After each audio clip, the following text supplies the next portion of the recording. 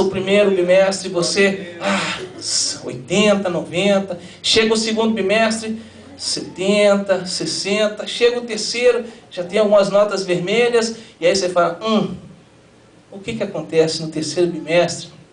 O que acontece no meio? Olha, meus irmãos, quantos aqui já fizeram o propósito de perder peso? O início, segunda-feira começa a dieta, né? Segunda-feira você começa ali a dieta firme, olha, só verde, né? Dieta do elefante, só alface, né? Vamos lá, vamos comer só verde. Na terça-feira já tem um verde com algo mais. Na quarta-feira já entra a carne, o doce, e aí você já vem na quinta, e chega o sábado, tem a festa de criança, então aí você fala assim, segunda-feira eu recomeço, né? Então, na metade é complicado. O meio do caminho, meus irmãos, é muito complicado. A gente se perde no meio do caminho. A gente começa bem. A gente começa tudo muito bem. E quando a gente começa bem, a tendência é terminar bem. Nem sempre. Porque se você não tomar a decisão no meio do caminho, não tem final. Ou o final é totalmente errado. Amém? Então, quando a gente está começando um projeto, a gente se senta, né? Como a Bíblia fala, quando a gente quer construir algo, o que a gente tem que fazer? Primeiro a gente tem que sentar, fazer as contas, porque se a gente no meio do caminho não conseguir terminar, todo mundo vai fazer o quê? Ah lá, não conseguiu. E o pior é que a Bíblia fala que as pessoas vão rir de você, ou rir de mim. Então antes de fazer os planos, a gente tem que sentar e colocar, isso eu estou falando, meus irmãos, para mim. Essa palavra cortou dentro de mim primeiro, que a Bíblia fala, porque a palavra de Deus é uma lâmina de 2 gumes, ela corta os dois lados, amém? E ela é bem forte essa palavra, amém? Então, olha, a gente começa tudo muito bem, a gente faz os planos, os propósitos, e a gente tem os primeiros passos muito bem. Agora, chega no meio do caminho, acontece alguma coisa. O que acontece nesse meio do caminho que não nos deixa seguir? É verdade ou não é? Às vezes vem um desânimo, bate um desânimo na gente. Quantas pessoas aqui começaram a tocar algum instrumento? Começaram a pegar um instrumento. Esse ano eu vou tocar guitarra, de qualquer jeito. A guitarra é o meu instrumento. Você não vê o irmão ali? O irmão, poxa, o irmão toca muito bem. E a bateria? Você viu o Silas? Uau, né?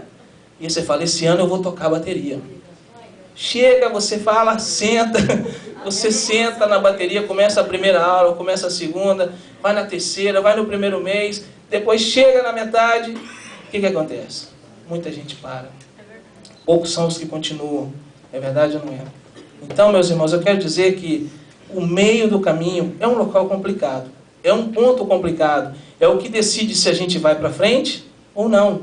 Então, eu acredito que quando começamos alguma coisa, planejamos alguma coisa com a bênção de Deus, ainda assim, muitas coisas vão acontecer para nos tentar impedir de continuar, para não nos deixar prosseguir.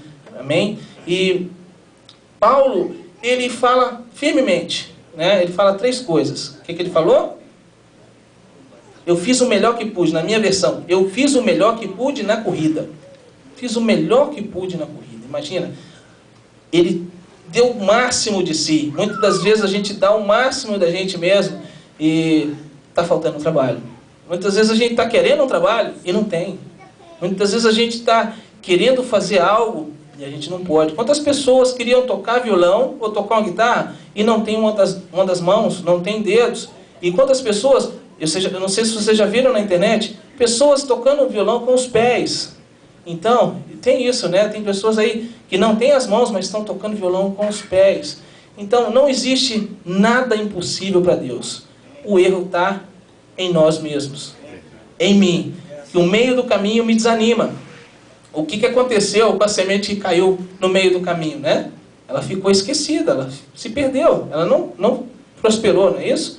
Então, o meio é um local que a gente tem que pensar nele e falar assim, daqui para frente eu preciso ainda de mais força, mais vigor, mais oração, mais Deus nesse projeto, em qualquer projeto, seja o de casamento, amém?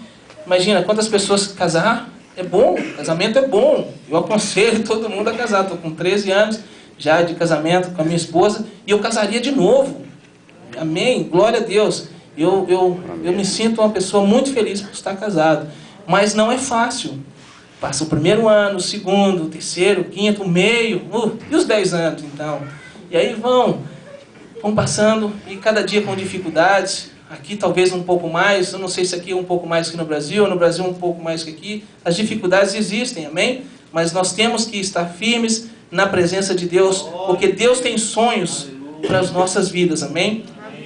E assim como José, os sonhos de José trouxeram para ele grandes tristezas, decepções, amargura. Ele viveu tanto tempo longe do seu pai, né? Tanto tempo que ele esteve longe do seu pai injustamente. Ele queria, o desejo do coração dele era ter crescido talvez do lado do pai. Ele amava o pai dele, né?